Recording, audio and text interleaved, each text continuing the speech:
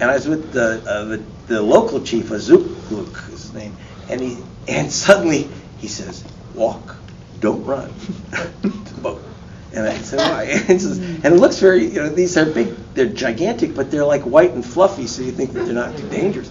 And then he picks up his rifle, and I'm thinking, he's got like a 200-year-old Winchester. I said, "This ain't gonna drop the polar bear." and it was amazing because the polar bear was like right where you are, sir, and he just takes the gun. I saw that and shoots him. Doesn't shoot the bear. If we shot the bear, we'd be lunch.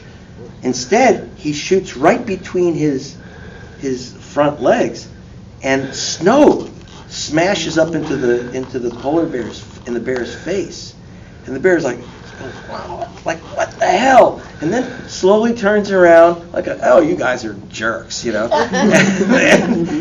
that was amazing.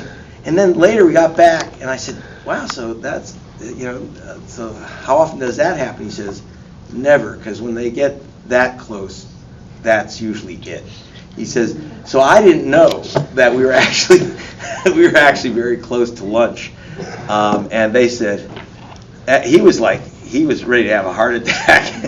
But Etalk, of course, is like nothing bothers this guy, and he was. I don't want to tell you this story. If you get my book Vulture's Picnic, you get the whole thing, which is hard to get because I pulled it off the shelves. It's going to be reissued and rewritten, uncensored. But he did say, I'm off, and I don't know. Sorry, I'll get to your questions. But he did say just before he died, this is destruction in progress, and you are witness to this destruction. So what are you going to do about it? See, because once you know, you have to do. So here's what you're going to do about it. A few things. The great Nomi Prince, the investigator of banksters, was with us last night. And she jumped up and she said, "I want everyone to turn their phones back on and tweet out or Facebook that you were here. Go see the film. It's still out all week in L.A. or it's spreading around the country. Must do. So tweet it out. You can turn on your phones. Tweet out and turn and get it out. But the other thing is, I want you to turn on your phones for another reason, because I want you to go. One thing you must do is go to gregpalast.com and sign up there for more reports, because this is not a movie. It's a movement. This shit's still going down. So how do we have to stop it?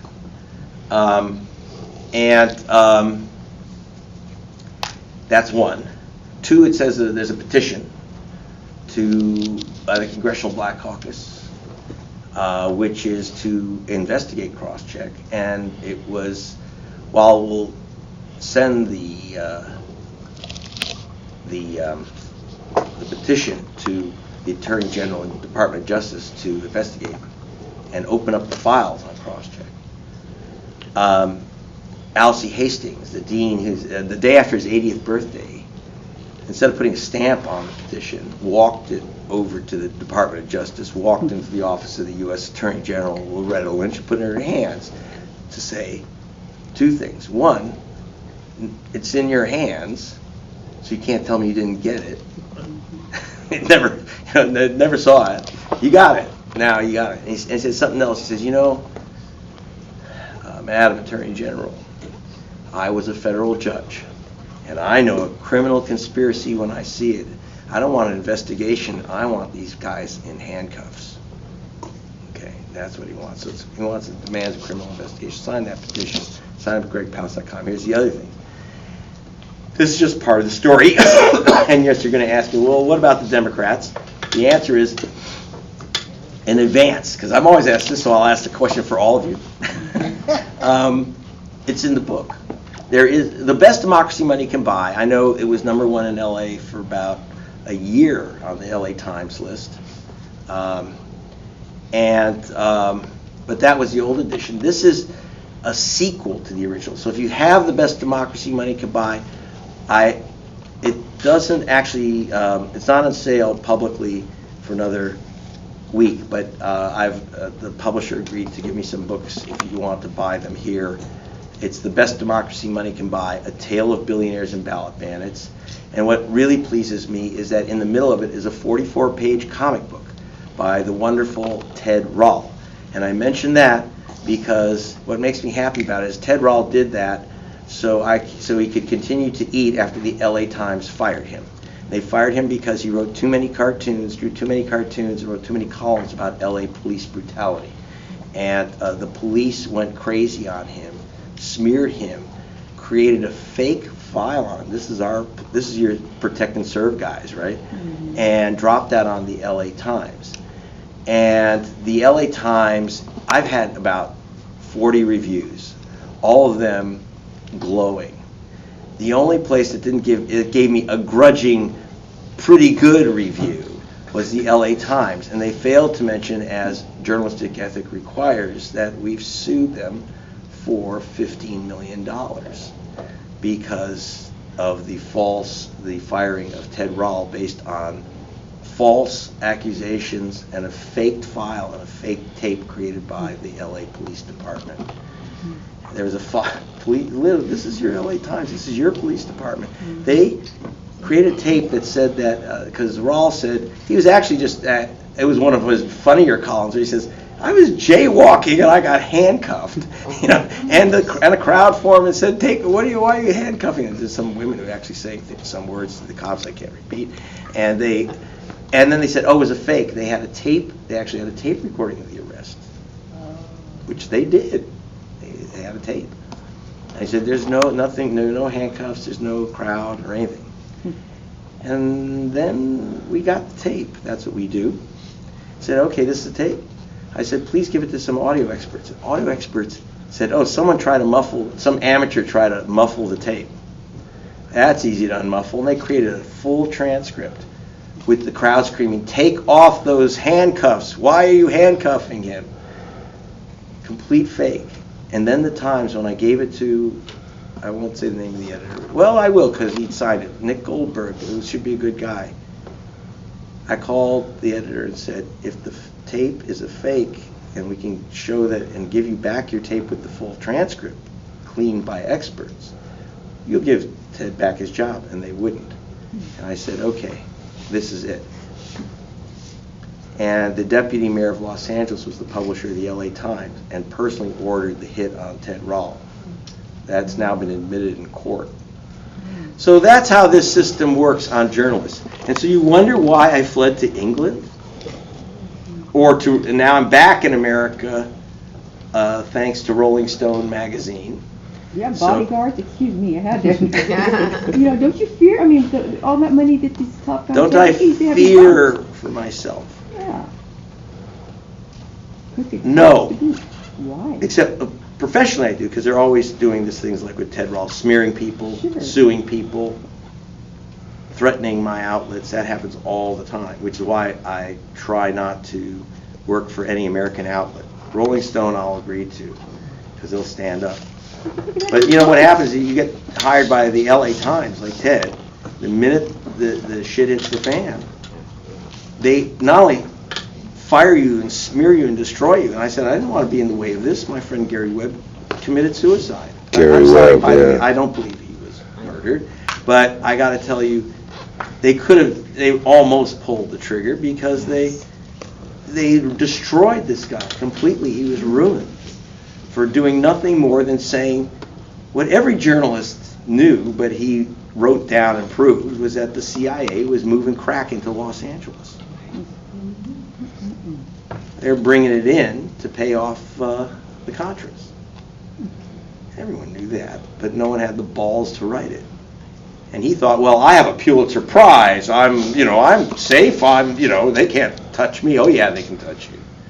Pounded him into the ground. So anyway, so you get my book. I just started with talking about a comic book that's inside my book, The Best Democracy Money Can Buy, the sequel, which is A Tale of Billionaires and Ballot Bandits. Get that, spread it around. Get two, by the way, because you got to give one to your dumb cousin. You got to make him unstupid.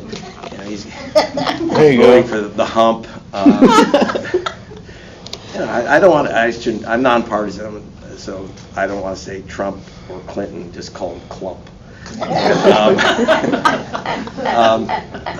We have freedoms in California because it is, they've, all the Republicans, actually the Republicans are here, they just call themselves Democrats. So we have a one-party state. So you get the book. Sign up, get the book, sign a petition, get the word out. There's little cards. We have a bunch of cool posters, no charge. We had a bunch made up, and this, because we want you to get the word out. Stick them up or give them to your friends. Monster work. Huh? That is monster work. Thank you. Awesome. Michael Moore's got nothing on you. Michael Moore's got nothing on me. I didn't say it. No, I mean, There's Michael Moore's producer, Dave Ambrose. that's And this is monster work. Does Michael Moore have anything on us? Tell the truth. No. Of course, he's prejudiced. He's also this is the producer. This film is stuck in, Dave Ambrose. And the gentleman who's talking to you, who's out there going to be helping sell books, he's the associate producer, Christopher Lee. Yep. Miss Bad Penny is here, but she had to, as she's working, and she's very reluctant. She did not want to be on camera at all. So get the book. The DVD will come out in a couple of weeks, so you can actually, with the more good talk between me and Maria Hernandez, meaning Rosario Dawson, and also Ice-T, who really knows his stuff, and a few other people. Please get the DVD or the download, spread it around, until people keep going. And in other cities, we're going to be all over the country, but we also have a system by which you can simply say, I want this in my town. We'll find a theater and put it in, even if it's for one night as opposed to a week. So I'm going to answer questions so you can get out of here. What do you hope can be accomplished between now and the election? Between now and the election. Well, I should say now and the elections, because this shit's been going on forever. As you know, I mean, it's weird. I wrote a book called The Best Democracy Money Can Buy in 2000. Actually, I first wrote it before the election. And then the election hit, and I was with The Guardian and discovered that story that you saw in the cartoons. So I had to change that and update it in the 9/11, the attack. So it came out in 2002, and the first edition, big bestseller worldwide. And so I thought, that's enough of that. And then I had to write another book, Our Madhouse, which took on stuff, and then Vultures picked it. It just doesn't stop. Now, I do a lot of other investigating, but you see all these things are mixed together. So the question is now, what about this election? So this will be for this election, the next 4 elections, and the next 18 elections, when you vote by just blinking your eye or something. Or they tell you, a little wave comes in and say, I can't stop from voting for Chelsea Clinton.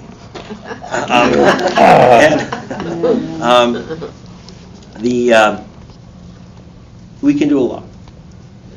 I mean, simple things, because if people go to my site and you get the book, at the back of the book it has something called 7 Ways to Beat the Ballot Bandits. And one of them, and we will have enough time to do this in most states, is check your registration online, which you can do in every state now, or in every county. And it's worth doing, because I was on, how many of you are KPFK members? Okay, great. I was on your sister station. Wonderful, thank you. Any hosts here? Anyway, KPFA, I was on the KPFA and say, you better check your registration. I'll do it with you now. And I went through and got online, and you have to go through the state, and then they sent me the county, and then checked in my registration. Gregory Palast, and it says, no such registration. That doesn't surprise me. And so then, online, I re-registered right on the spot.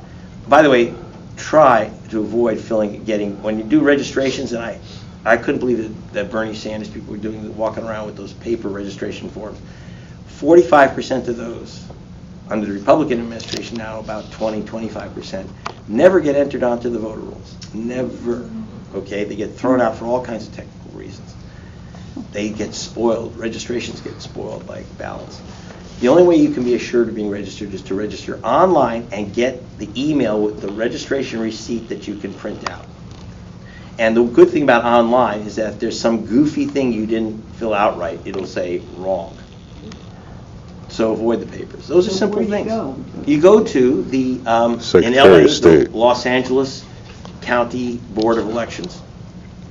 And everywhere there's a county board of elections or supervisors or county clerk. And most states will tell you which will direct you to the proper site for your county.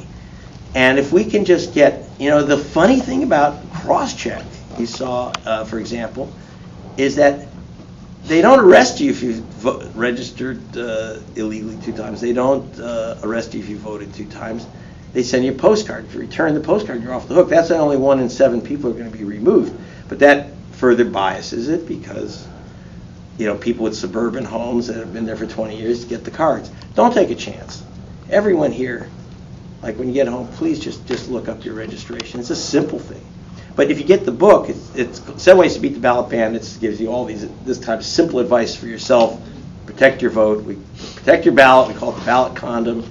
You can't leave it. And so there's a lot of things you can do. But getting the word out, and like with Alcee Hastings and stuff, like when they had the whole thing with Bobby Kennedy, was investigating with Rolling Stone, caging. We got the Democratic Party doesn't generally help, but this time, like in Florida, in 2004. The Democratic Party got our report a week before. We were on TV in London first, and then it came over here through the net. And they did. The Democratic Party somehow woke up and went to court and stopped them from using the caging list because they violated court order. They should be in jail. But they didn't stop them. Unfortunately, this is in 4 in Ohio.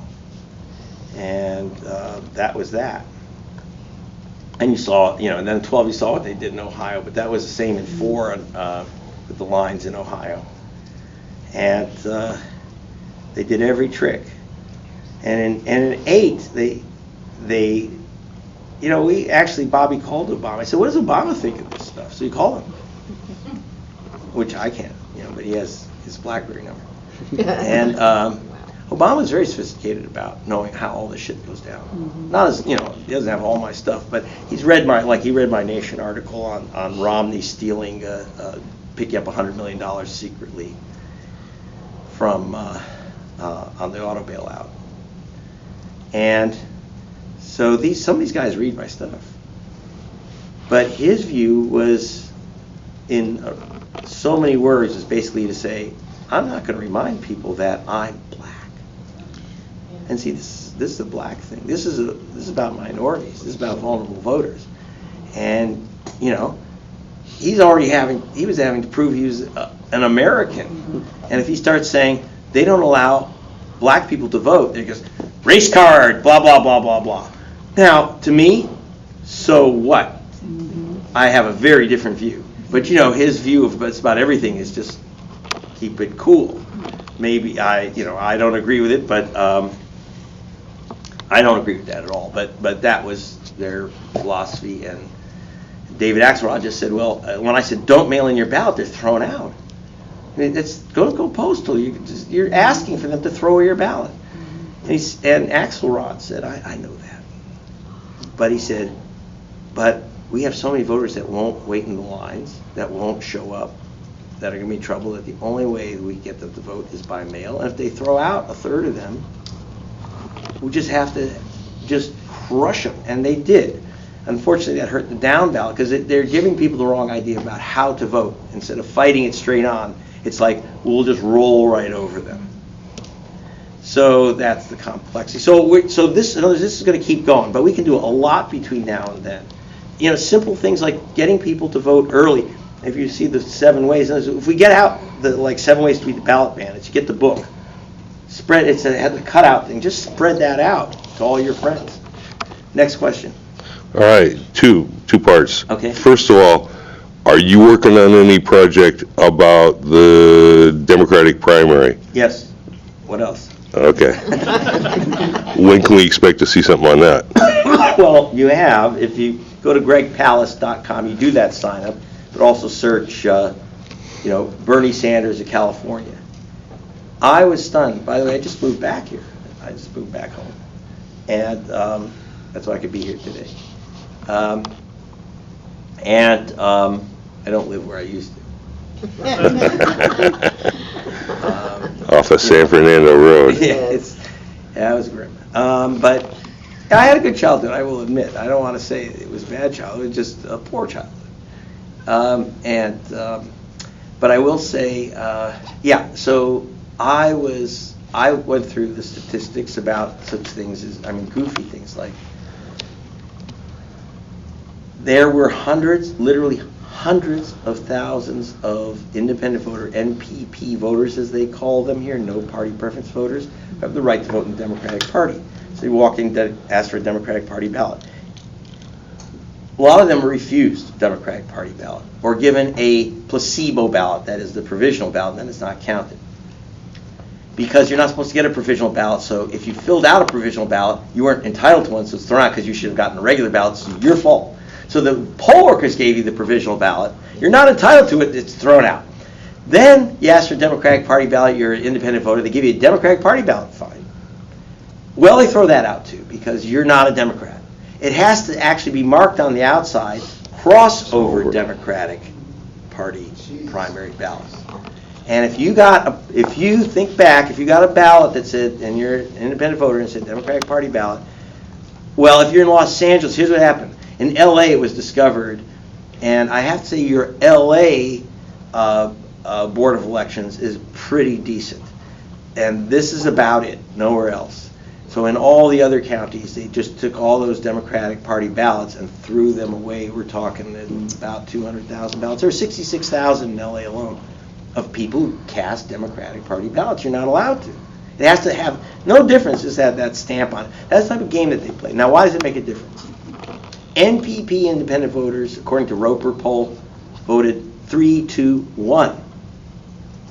By the way, this is great, this camera here. You're going to give me a copy of this, right? Sure. They voted 3-1 for Sanders, whereas regular Democrats, if they got a Democratic Party ballot, they counted. Regular Democrats went 2-1 for Clinton.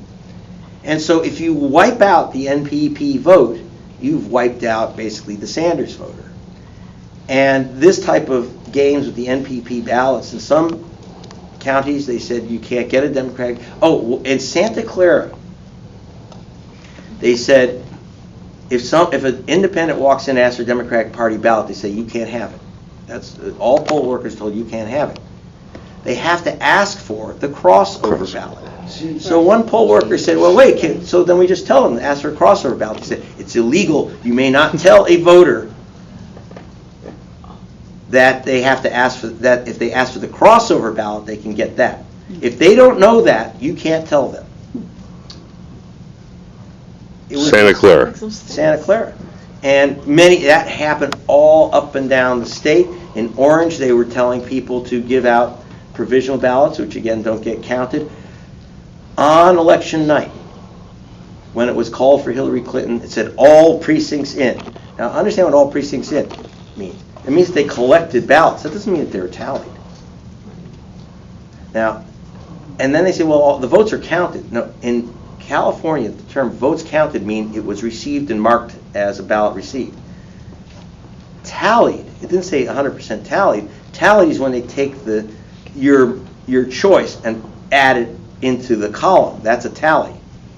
So he said all the votes are counted, all the precincts are in. Clinton won by 400,000. To everyone's surprise, Clinton won by 400,000 votes.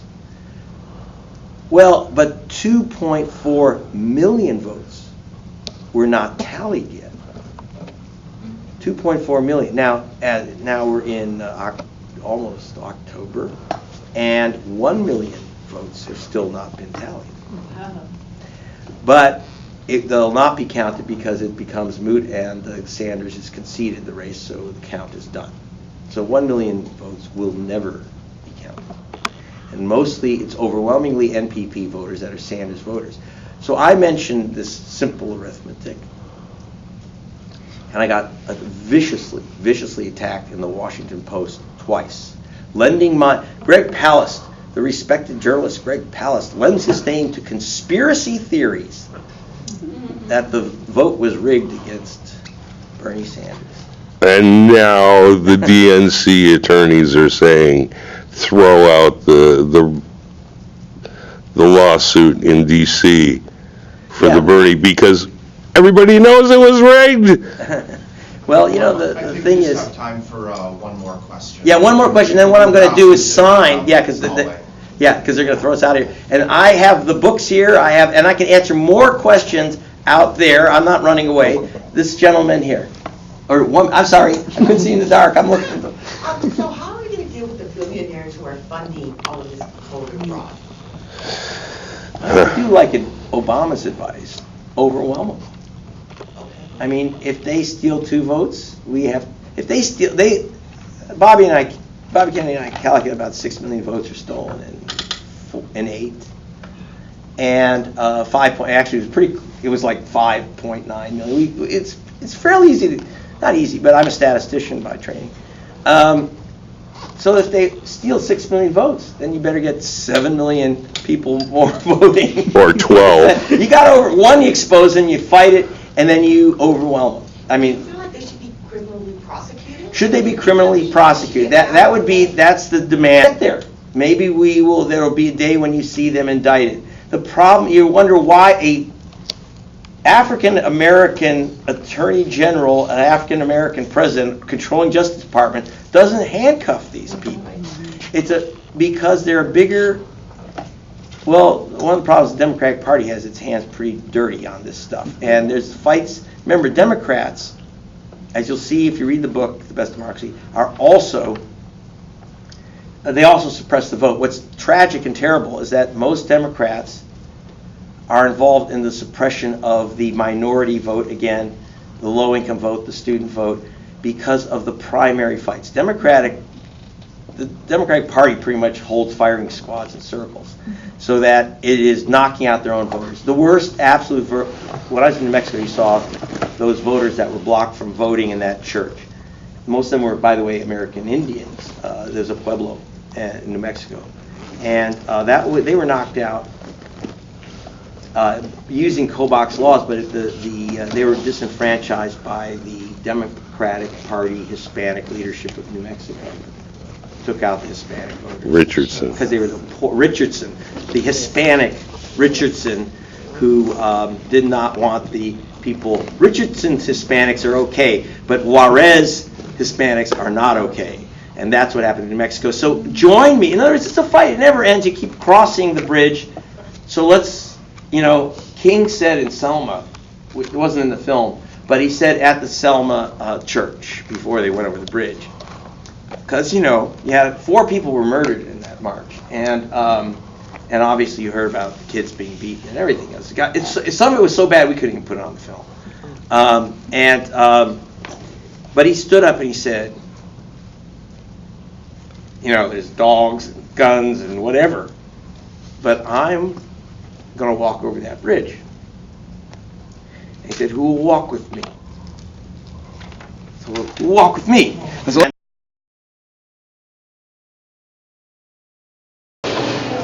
this is Greg Palast reporting. Now you're going to go to www.gregpalast.com. You're going to sign up to get the information, and you're going to sign the petition to the Justice Department created by the Congressional Black Caucus to stop the theft of the 2016 election.